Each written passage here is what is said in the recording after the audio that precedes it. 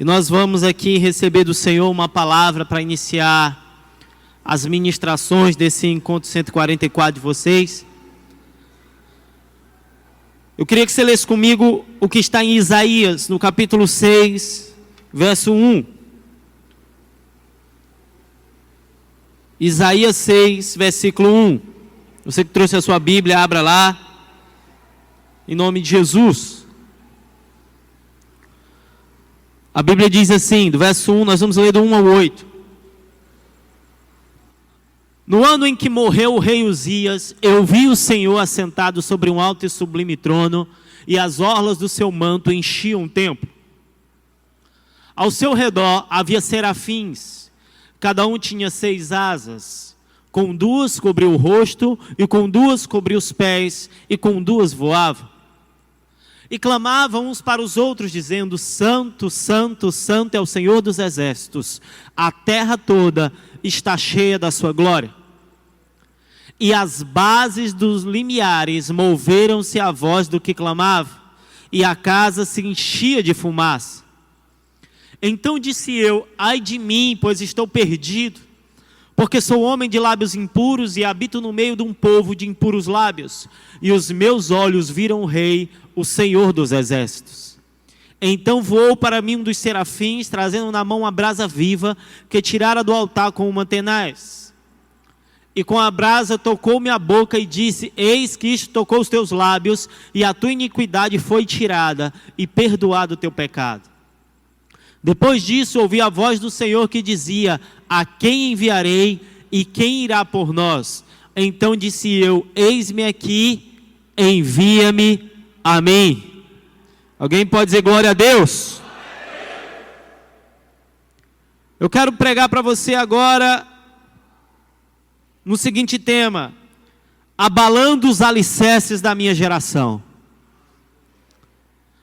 Diga para a pessoa que está do seu lado: você pode abalar os alicerces de uma geração inteira. Amém? Eu não sei se você acompanhou atentamente a leitura desse texto, mas ele fala de uma visão do profeta Isaías. Isaías, no ano da morte do rei Urias, ele teve uma visão. Diga comigo: Isaías teve uma visão quando o rei Uzias morreu. E nessa visão Isaías viu a glória de Deus. Ele viu o trono do Altíssimo, e junto daquele trono estavam serafins. A Bíblia diz que eles tinham 6 asas. Quantas asas? Com 2 asas eles cobriam o rosto, com 2 asas eles cobriam os pés, e com 2 asas eles voavam. E eles diziam algo muito forte. Alguém sabe o que eles estavam dizendo? Santo, Santo, Santo é o Senhor dos exércitos, e toda a terra está cheia da sua glória. Queridos, aqui nós estamos tratando do início, o início do ministério de um tremendo homem de Deus, que era Isaías. Não que Isaías não tivesse um ministério antes desse momento.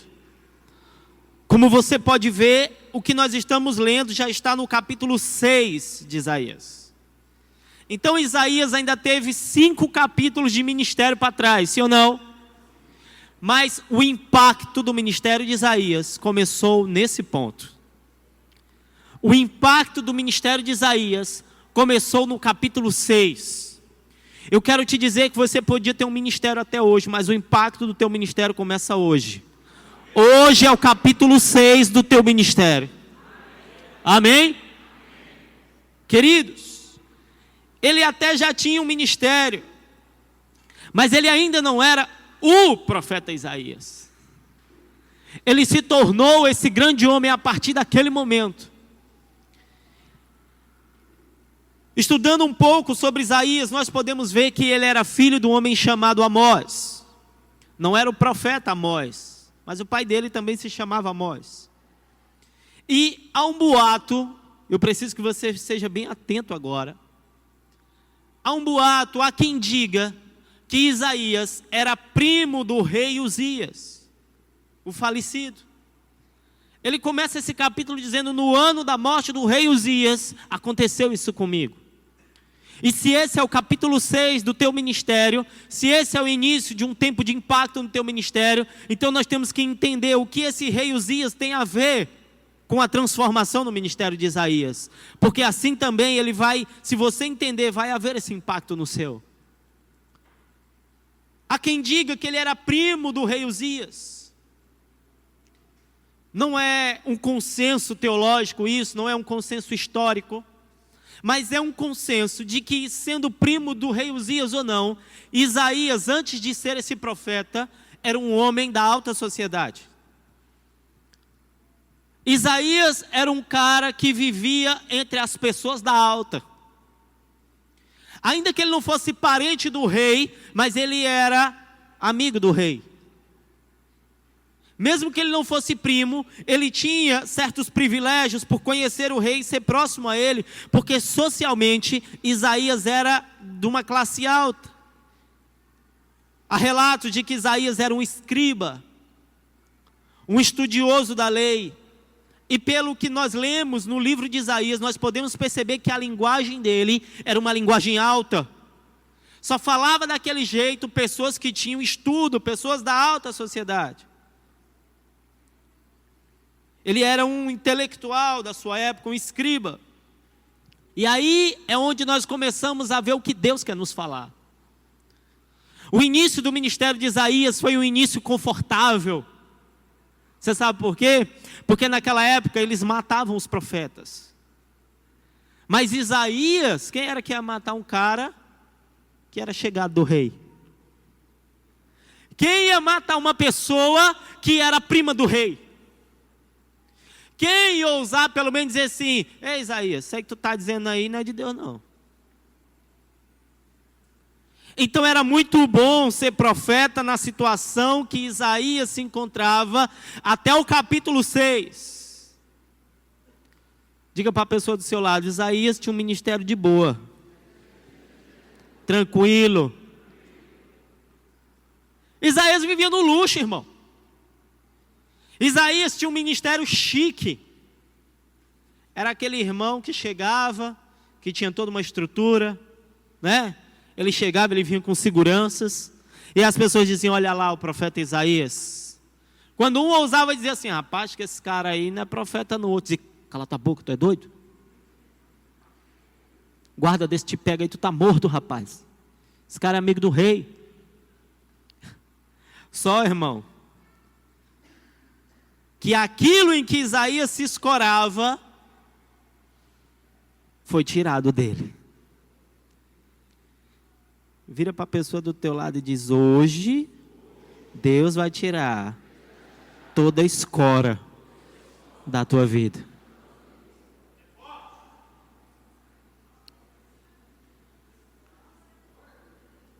No ano em que morreu o rei Uzias, aí tu imagina, filho, como foi que Isaías ficou quando ele viu que o protetor dele já era. E a essas alturas Isaías já tinha um monte de inimigo na cidade, porque ele já tinha dito poucas e boas, ele já tinha profetizado do jeito que ele bem entendia. Agora aquele homem que tinha um ministério natural entra em um outro nível. Ele antes via continuamente o trono de um rei humano, agora ele tinha que ver o trono do Deus eterno. Antes ele era um nobre, um escriba que brincava de profeta, agora ele tinha que assumir de uma vez por todas aquela condição de um profeta profissional. E profeta, filho, a cabeça é a prêmio todo tempo. Antes ele era um profetinho de Instagram. Curte aí. Profetizando aqui, galera. Sorri aí, meu povo. Tá? Todo mundo tinha que sorrir, era obrigado. Curtir as fotos dele no Instagram.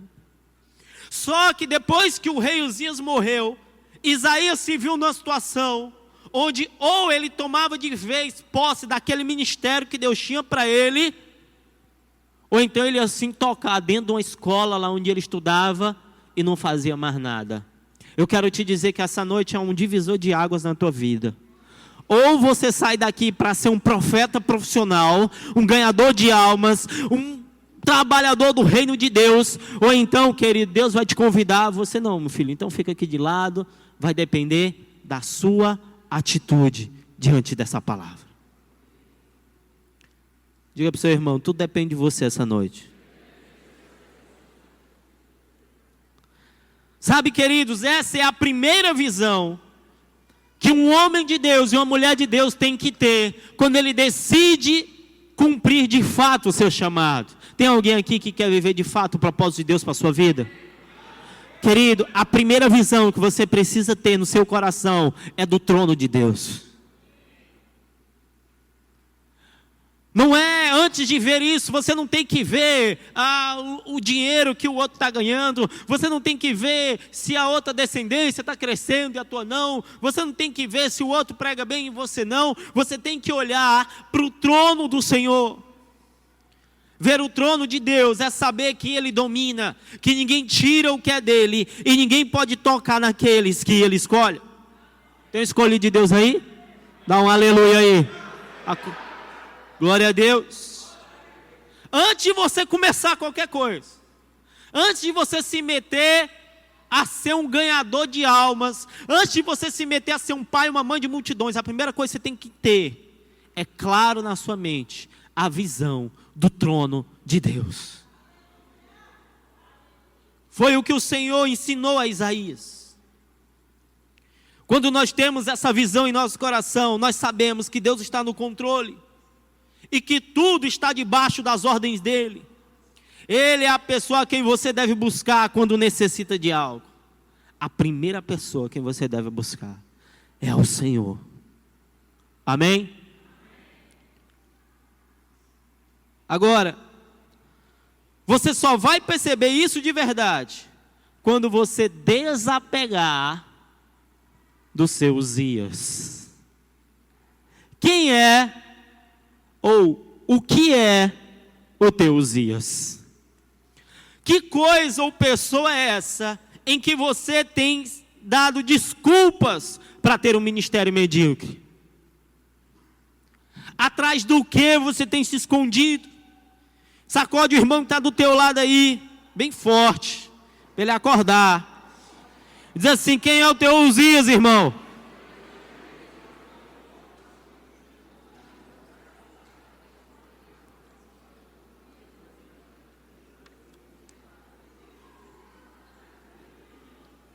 Uzias é aquela coisa em que você confia para levar o teu ministério de forma amadora. Ah não, hoje tem célula, eu vou ver aqui se dá certo para eu fazer. Que negócio de dar certo, irmão?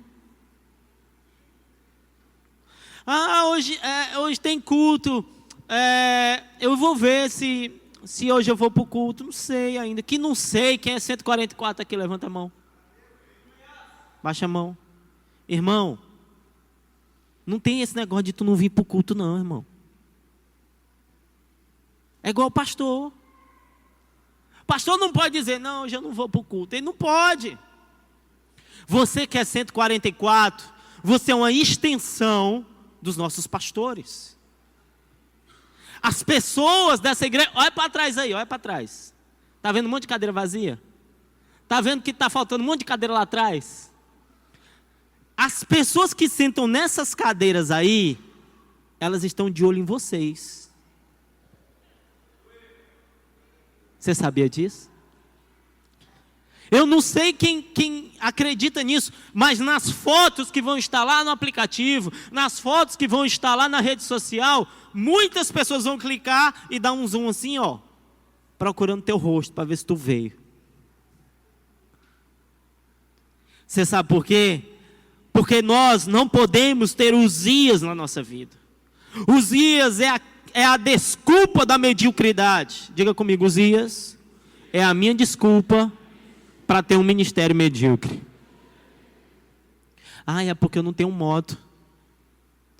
Pastor, é porque estava chovendo. Agora pronto, porque está chovendo, acabou-se o mundo. Pastor acabou de dar o exemplo do Dilson. Esse Dilson, cadê ele, meu gente? Saiu o homem, só porque eu fui falar dele. Esse Dilson, com a licença da palavra, esse homem é um doido, irmão. Rapaz, tem dia que eu cruzo com o Dilson lá em Timóteo. E aí, rapaz, tu tá vindo de onde? Não, rapaz, eu estou vindo ali de 4 células. 4 células! Meu irmão, tu não come não. Eu disse, não, pastor, tamo aí. E ainda diz assim, mas um dia eu vou ser igual ao senhor. Eu disse, meu irmão, não disse que tu vai diminuir não, porque tu está correndo muito mais do que eu. Para alguns, Uzias é a faculdade. Ah não, meu líder, é porque tem aula da faculdade, você sabe, né? Estou precisando aí, a gente tem que dar bom exemplo lá na faculdade. Não dá exemplo, nunca deu bom exemplo, rapaz. No dia que se converte, que tem que ir para a célula, quer dar o seu melhor da faculdade. Só tirava nota baixa. Para outros, Uzias é o trabalho. Para outros, Uzias é a família. Para outros, Uzias é o próprio líder. Como assim, pastor? Tem gente, irmão, que o líder é a desculpa dele. Não, meu líder não foi, eu também não vou. Aí tu olha nas mãos do teu líder e nos pés para ver se tem umas chagas dele ter morrido no teu lugar. Se não tiver, irmão, então é você que está enganado. Porque você não tem que olhar para o seu líder nos exemplos ruins. Quando o teu líder der bons exemplos, imite ele. Mas quando ele der maus exemplos, imite a Cristo. Amém? Então pergunta ao teu irmão aí, quem é teu Uzias, irmão?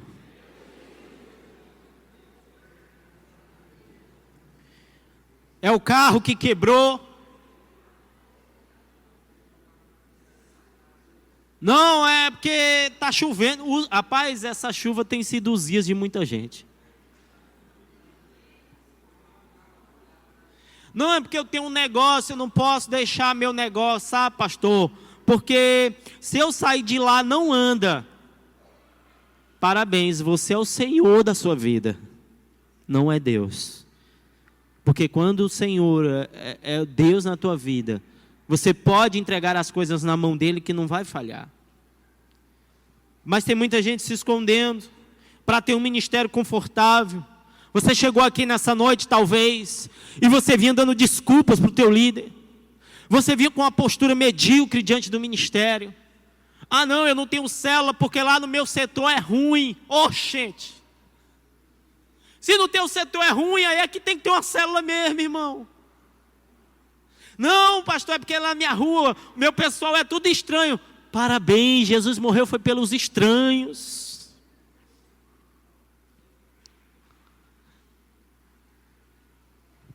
Diga comigo, todos os dias, fora da minha vida, em nome de Jesus. Amém? Você pode dizer glória a Deus? Agora que Uzias havia morrido na vida de Isaías, a folga dele tinha que acabar. Ele perderia a proteção real, mesmo que o filho de Uzias tivesse assumido, porque depois que um rei morria, o seu filho assumia. Mas era diferente. Todo reino, quando um rei morria, entrava numa fase de colapso, de crise política, de crise econômica. Isaías definitivamente não teria mais a mesma estrutura que ele tinha antes para ser o profeta que ele era. Agora ele teria que se acostumar numa situação de provação, numa situação onde ele estaria constantemente sendo provado por Deus. Mas é só nessas condições que o teu ministério vai chegar onde Deus planejou que ele chegasse. Diga comigo, no conforto, atrás de Uzias, o meu ministério nunca chegará onde Deus planejou. Todo grande homem de Deus, Deus pega ele está na situação confortável, Deus diz, desce daí. Desce daí. Tu tem que começar na dificuldade. Querido, aprenda a dar valor aos pequenos começos. Foi o que eu disse? Tem gente que só quer começar as coisas de muito. Irmão, com uma pessoa você abre uma célula de impacto. Está bem aqui, pastor Raniel. Pastor Raniel, quando ele chegou aqui, ele quase não tinha discípulo. Aí ele abriu uma célula ali, e eu fui encaminhado para essa célula. Eram 4 pessoas, eu, ele e 2 abençoados. Os outros abençoados que estavam na célula só queriam saber de adorar. Oh, Jesus, nós vamos te adorar, Jesus. E nada, e eu ia comprar bolo, e eu levava, convidava gente para levar para a célula, e o Raniel doido do outro lado, e os outros lá chegavam só, oh querido, vamos adorar. E eu vendo aquela presepada, e nada. Até que chegou uma hora, que Deus falou com ele, disse, não meu filho, não dá certo isso aqui mais não, vamos fazer o seguinte, fulano, adoradorzinho, tu vai ser líder bem que de uma célulazinha de adoração, fica aí, eu vou com o Guilherme para lá de cá. A gente começou uma célula aqui atrás do 6º distrito ali. Irmão, ainda hoje eu me lembro, eu botava 9 cadeiras, 10, 12. Só sentava eu e ele. Irmão, foi essa agonia, essa peleja, mais ou menos 3 meses. E nada. E eu já estava gordo de comer o bolo todinho, eu e ele. Chegou uma hora, mas a gente convidava, ia atrás. E ali Deus estava nos provando no pouco. Hoje, para a glória de Deus, daquela célula, com 2 meninos, saíram 2 descendências e 2 pastores, para a glória de Deus.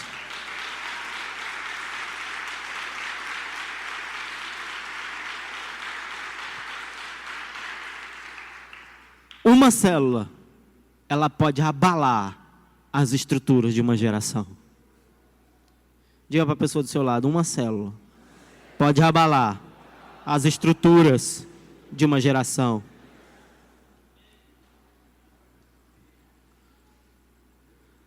Tudo bem, morreu Uzias na vida de Isaías. E Deus levou ele a ver o trono da glória. Beleza. Mas no versículo 5 do capítulo 6 de Isaías, Isaías 6:5, a Bíblia diz, então disse eu, ai de mim, pois estou perdido, porque sou um homem de lábios impuros e habito no meio de um povo de impuros lábios. Os meus olhos viram o Rei, o Senhor dos exércitos. Quando Isaías se tocou daquela situação em que ele vivia, quando ele se tocou que Uzias tinha morrido e que agora era ele Deus, ele disse, eu estou morto.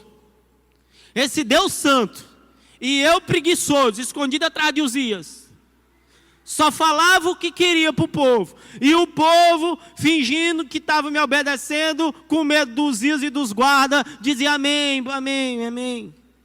Ele disse, então eu estou frito, porque agora não tem mais para onde eu correr. É igual o teu líder quando ele diz, pega, abre tua célula, agora tu te vira. Isaías olhou para aquela situação e ele disse, pronto, não tem mais nada que eu possa fazer, eu estou perdido. E aí Deus chegou para ele e ilustrou para Isaías o que ele deveria ser dali por diante, para que o seu ministério pudesse de fato abalar a sua geração. Eu não sei qual era o Uzias que estava na tua vida até hoje. Eu não sei qual era a visão que você estava tendo ao invés da visão do trono de Deus. Mas hoje o Senhor te trouxe aqui para alinhar as tuas atitudes, para que a tua descendência possa abalar essa geração. Irmão, quando eu digo abalar uma geração, não estou falando de clichê não. Esses dias eu tenho pregado para os meus 12 o seguinte, olha, sentem aqui. Um é coordenador da capacitação, o outro me ajuda a coordenar a Universidade da Vida, e não sei o que, o outro virou G12. Esse daqui ainda pegou uma palavra ainda antes dele sair da equipe. Eu sentei eles e disse assim: eu quero apresentar algo novo para vocês. Aí eles ficaram tudo empolgados, né? Seita, lá e vem lapada, massa. Eu disse: olha, eu quero apresentar para vocês algo tremendo que Deus trouxe aos nossos dias que vocês não conhecem ainda. Eles disseram: eita, o que será? Eu disse: eu quero apresentar para vocês a visão celular no governo dos 12, porque vocês não sabem o que é ainda. Aí eles se entreolharam assim. Acho que eles pensaram: rapaz, eu não sei ainda. E aí eu fui mostrando para eles que a visão celular não gera uma célula que passa 1 ano com 3 pessoas. Isso não é visão celular. Eu mostrei para eles que a visão celular não passa 3 anos uma pessoa na igreja e ela conquista 10 discípulos. Isso não é visão celular. Uma pessoa passa 5 anos na igreja e conquistou... Ah, pastor, você tem quanto tempo de crente? Eu tenho 5 anos. Você tem quantos discípulos? Tenho 20 discípulos. Uau! Isso não é visão celular.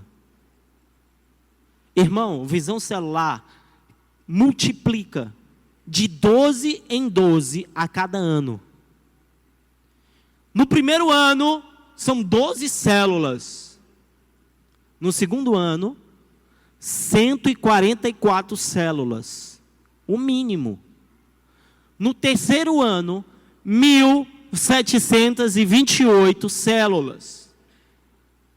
A igreja inteira não tem isso de célula ainda.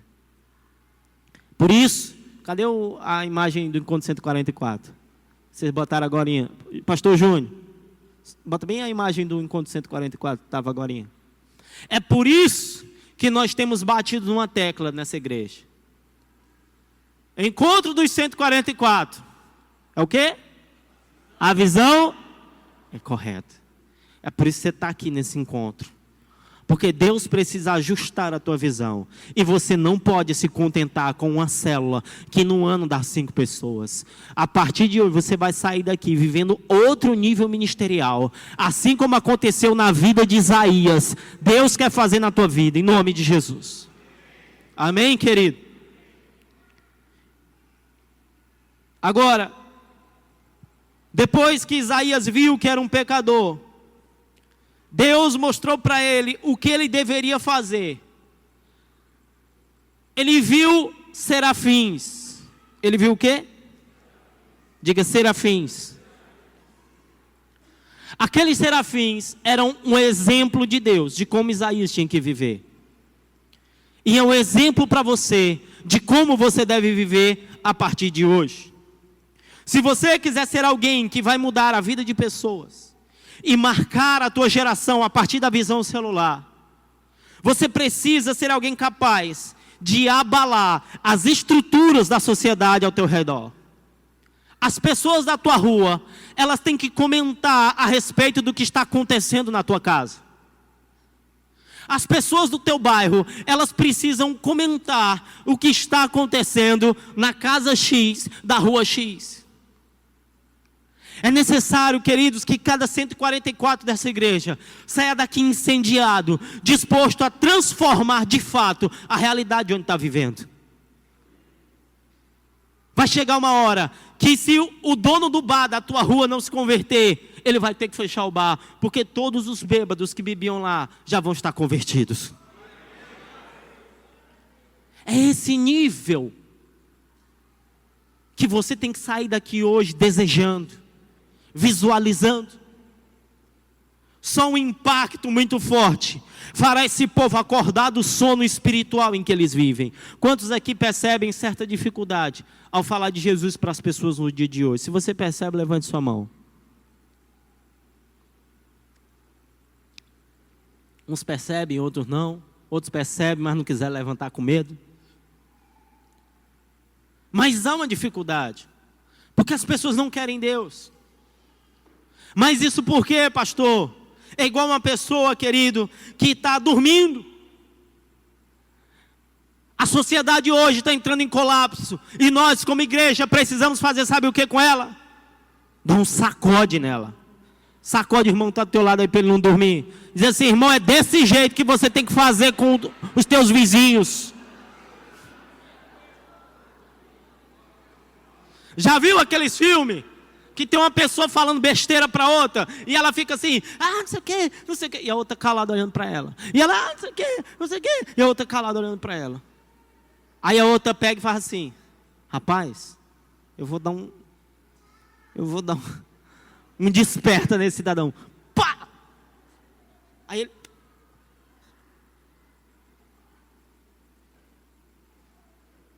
Você vai sair daqui hoje para dar um tapa na cara da sociedade, em nome de Jesus. E eles vão acordar para a necessidade que é Jesus Cristo. Eu estou falando isso para você porque esse abalo que Deus quer fazer através da tua vida é a única forma da gente entrar no nível de multiplicação que a visão deseja. Chega de células medíocres. Chega de você: você levou quantos para a capacitação de China? 2. Irmão, isso não é visão. Não vamos aceitar mais isso, pastor Raniel. Não vamos mais aceitar essa coisinha pingada. Para ser alguém capaz de abalar a estrutura da sua geração, você precisa aprender algumas coisas. Quem quer aprender aí, diga glória a Deus. Primeira coisa que eu quero te dizer que você tem que fazer para abalar a estrutura é que você precisa entender que não importa quem você seja. Diga comigo: não importa quem eu seja. Não importa, querido, quem você é. Não importa o que você fez de ruim. E nem importa o que você fez de bom. A única coisa que importa é o Deus que traz toda a multiplicação à sua igreja. Quando Deus revela aqueles serafins para Isaías, Ele está mostrando que eles cobriam o seu rosto. Diga comigo: os serafins cobriam o seu rosto. Quando Isaías percebeu que aqueles anjos cobriam o seu rosto, ali Deus estava dizendo a ele alguma coisa. O Senhor estava afirmando: Isaías, apesar desses anjos estarem com o rosto coberto, apesar desses anjos estarem com seus pés cobertos, apesar desses anjos estarem voando, ainda assim a Bíblia diz que todo aquele lugar estremeceu com o clamor deles.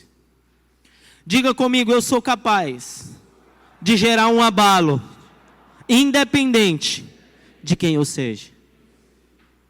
Eu não quero saber, nem Deus, querido, o que você fez no passado. Eu não quero saber quais erros você cometeu e quais pecados você tem hoje. Eu só quero que você entenda que quem faz a obra é o Senhor Jesus. Ele só espera que você seja capaz de cobrir o seu rosto e de dizer: Senhor, não é na minha glória, não é no meu poder, não é na minha unção, é o Senhor quem faz.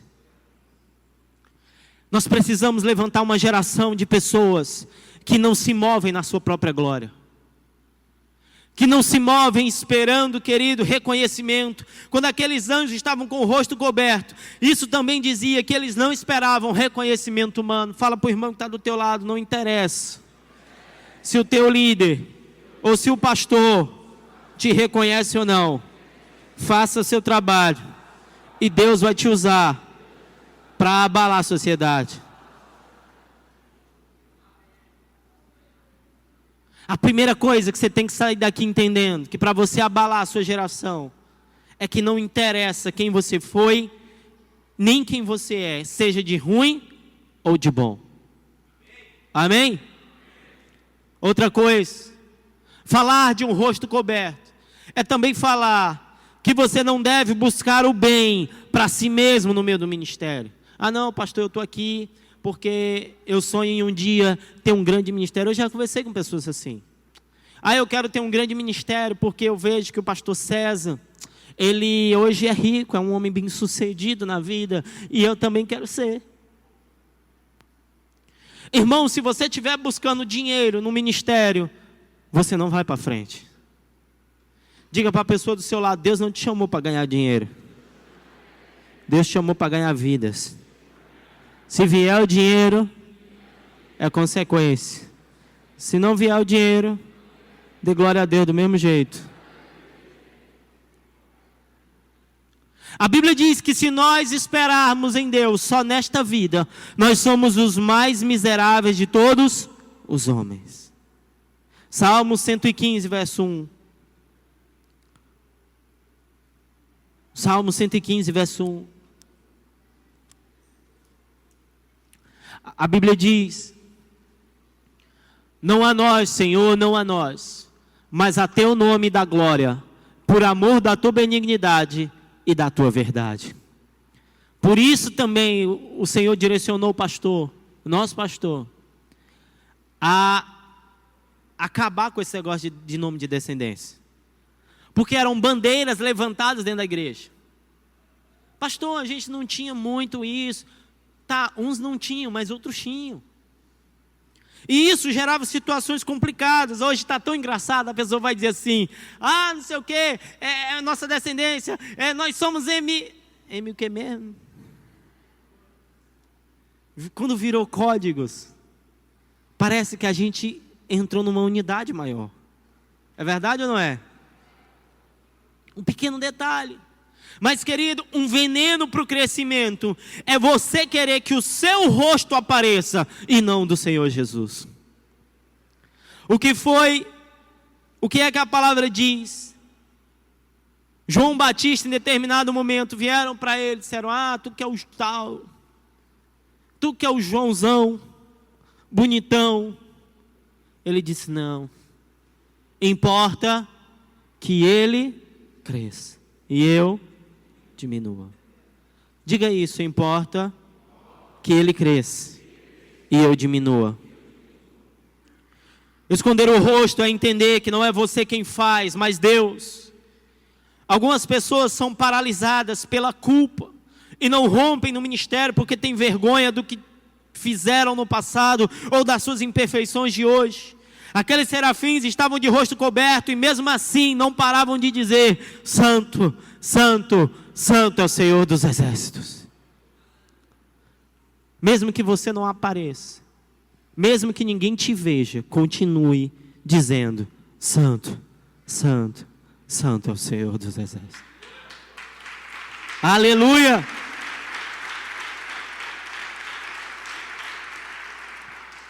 Segunda coisa que eu quero compartilhar com você, para que a gente venha impactar a nossa geração, a abalar as estruturas dela como aqueles serafins fizeram. Eu quero te convidar a ler de novo comigo o texto do capítulo 6 de Isaías. Isaías capítulo 6, versículo 3. Enquanto aqueles serafins clamavam, a Bíblia diz: e clamavam uns para os outros, dizendo: Santo, Santo, Santo é o Senhor dos exércitos, a terra toda está cheia da sua glória. Verso 4. E as bases dos limiares moveram-se à voz do que clamava, e a casa se enchia de fumaça. Se você quiser causar esse mesmo impacto ao redor de onde você mora, no teu trabalho, na tua célula, na tua faculdade, a primeira coisa é que você tem que cobrir seu rosto, não importa quem você seja. Diga comigo: não importa quem eu sou.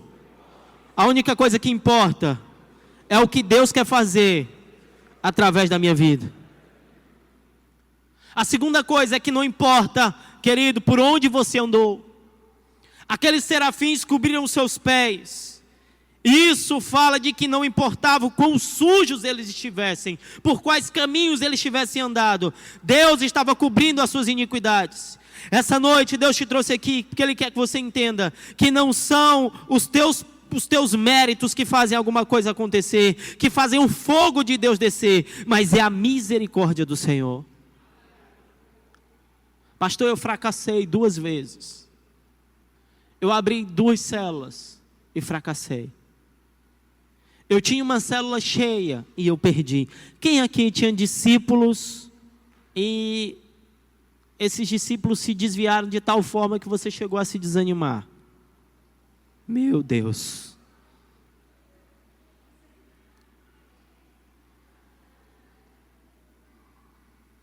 Não importa os passos que você deu na visão para trás.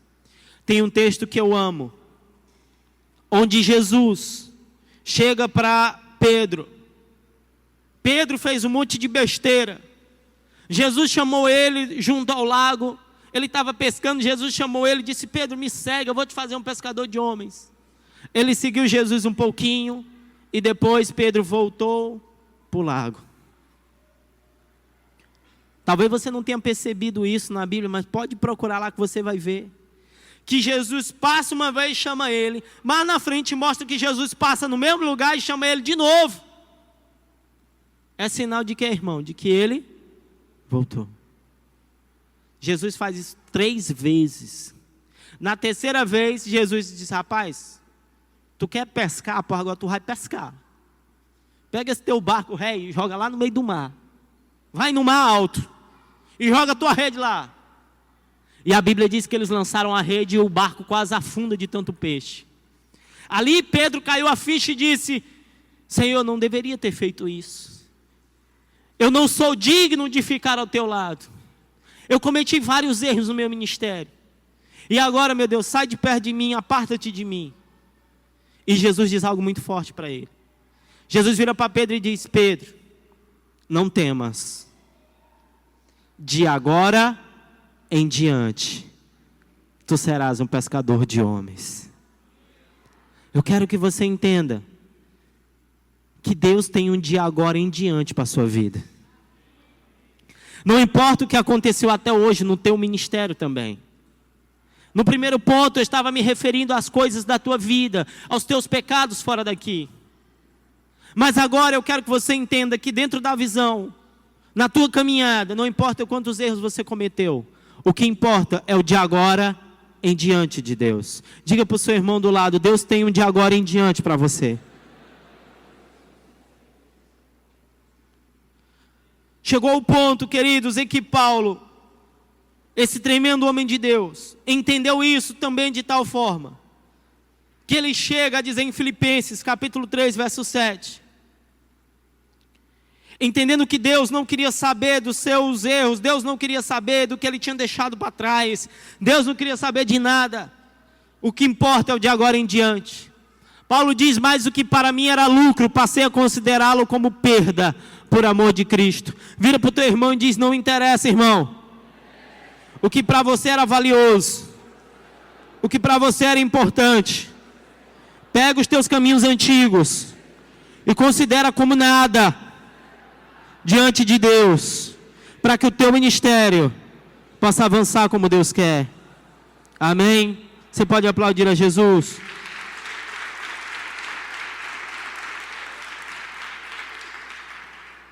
Aqueles serafins cobriam o rosto, aqueles serafins cobriam os pés. Não importa quem você é, não importa o que você fez. Deus estava dizendo para Isaías. A terceira coisa é que aqueles serafins, as outras 2 asas que eles tinham livres, eles faziam o que com elas, igreja? Diga comigo: eles voavam. Diga para o irmão do seu lado: voe, meu irmão, seja livre. Deus estava mostrando para Isaías que quem abala as estruturas da sua geração é quem cobre o seu rosto, quem cobre os seus pés e quem vive em outro nível de realidade. Você tem que aprender a tirar o teu pé do chão às vezes. Quer ser um 144 de peso? Quando eu digo de peso, não é é na unção. Quem quer ser um 144 cheio da unção de Deus? Querido, você tem que aprender a tirar seu pé do chão. Sabe o que é tirar o pé do chão? É assim: rapaz, hoje eu tinha que estar lá no meu serviço, mas hoje tem encontro dos 144. Quem fica com o pé no chão está preso nisso aqui. Ele não é capaz de voar e de ver o que Deus tem de novo para a sua vida.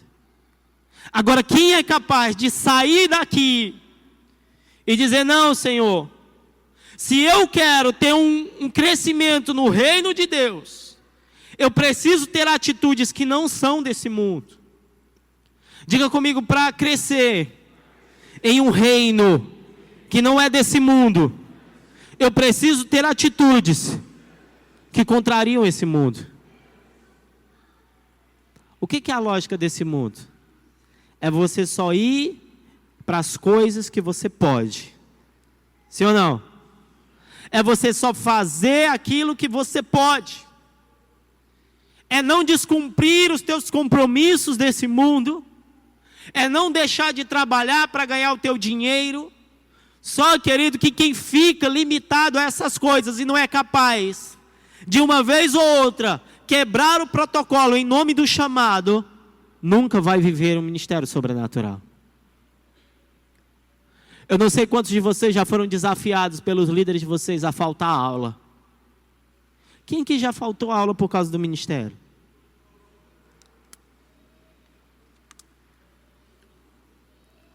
Quem já faltou no trabalho por causa do ministério? Quem já furou num compromisso sério de família por causa do ministério? Olha, não é à toa que vocês são os 144 dessa igreja. Aleluia.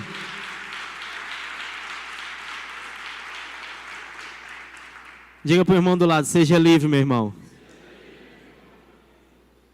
Chega uma hora, querido, na visão celular, no ministério, que você vai por aqui e está fechado. Por aqui não dá, eu não tenho dinheiro da gasolina. Você vai por aqui, está fechado, por aqui não dá, minha mãe não deixou eu sair. Você vai por aqui, está fechado. E aí você diz, como é que eu vou chegar lá? Aí é hora de você tirar o seu pezinho do chão e passar por cima das dificuldades. E dizer, eu não tenho gasolina, eu vou a pé. Minha mãe não deixa eu sair não, eu vou implorar para ela, eu vou lavar a louça, eu vou limpar o chão, eu vou fazer o que for preciso, mas eu vou para esse negócio. Quantas vezes eu tive que chegar para o meu chefe e dizer, no tempo que meu chefe não era o pastor, era um delegado. Ó, irmão, você tem um chefe delegado, não é fácil não, viu? Eu chegava para o delegado e dizia, doutor, licença. Entra, Guilherme. Aí quando eu ia falar que no final de semana eu ia ter que faltar, ele já dizia assim, ó, antes de tu falar aí, acabei de receber informação aqui que nós vamos fazer uma operação nesse final de semana. Vamos bater aqui todas as bocas aqui, vai estar todo mundo da regional aqui, e eu quero que tu, como eu confio no teu trabalho, eu quero que tu coordene os meninos daqui. Aí eu pensava, rapaz, como é que eu vou dizer para esse cara que eu vou faltar agora?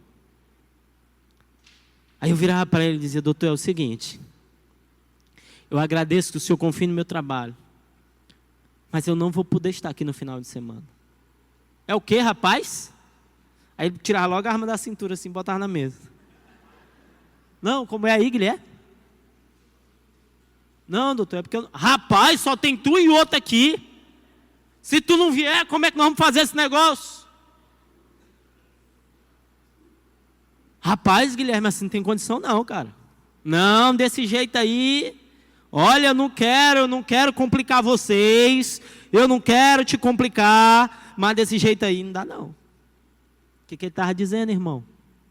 Queria me mandar para a corregedoria se eu faltasse. Eu dizia, senhor, eu sei que é importante, mas do jeito que tem uma coisa importante aqui, tem uma lá em Teresina também. E essa de Teresina marcaram primeiro comigo. Eu vou lhe pedir desculpa, eu vou me colocar à sua disposição para eu vir para cá outros dias que não são do meu trabalho. Não, além de eu pagar os que eu faltei, eu ainda fico mais se o senhor quiser, mas eu não posso deixar de ir. Aí ele pegava o celular dele assim, a arma. Não, depois de conversa. Para mim ali, irmão, o recado já estava dado. Tive complicações por causa disso? Tive. Mas também tive benefícios no reino espiritual. Tem gente que quando começa a passar certos prejuízos na vida secular por causa do ministério, começa a achar que aquilo não é mais de Deus. Não, pastor, olha, não é de Deus não, eu ficar... não, pastor, não dá não. Eu peguei uma falta, pastor. Pegou uma falta, meu filho. Quanto é que você perde lá na sua falta? Teve um que eu disse isso uma vez. Quanto é que você perdeu lá no seu contra-cheque? Não, eu perdi R$110. Foi, pois eu lhe dou os 110. Para de chorar agora, não vai fazer a obra de Deus. Nunca mais ele veio me falar de uma falta. Diga para a pessoa do seu lado: voar no ministério é ser capaz de tirar o pé do chão e fazer coisas que às vezes vão te prejudicar, mas que vão abençoar o teu ministério. Tem alguém disposto a voar aí pelo Senhor? Aqueles serafins, eu vou encurtar a palavra. Aqueles serafins, com 2 asas eles cobriam o rosto, com 2 asas eles cobriam os pés, com 2 asas eles voavam, e eles diziam uma coisa: Santo, Santo, Santo é o Senhor dos exércitos, e toda a terra está cheia da sua glória. Aqueles serafins adoravam a Deus, não importa a situação. O 4º ponto é que você tem que adorar a Deus, não importa a situação. Diga amém. E a 5ª coisa, para a gente encerrar e orar, é que além de adorar, eles diziam que a terra inteira estava cheia da glória de Deus. A única maneira de você abalar a tua geração é se você entender que toda a terra tem que estar cheia da presença do Senhor. Cada célula que você abre é um portal da glória de Deus que é aberto. Cada vida que você ganha é um replicador, um multiplicador dessa glória. Nessa noite, eu quero orar com você. Fique de pé no seu lugar. Eu vou encerrar logo, porque eu quero orar.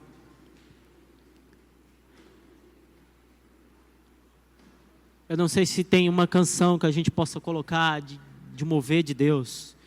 Eu queria pedir ajuda aos meus irmãos do G12 para que a gente estivesse orando.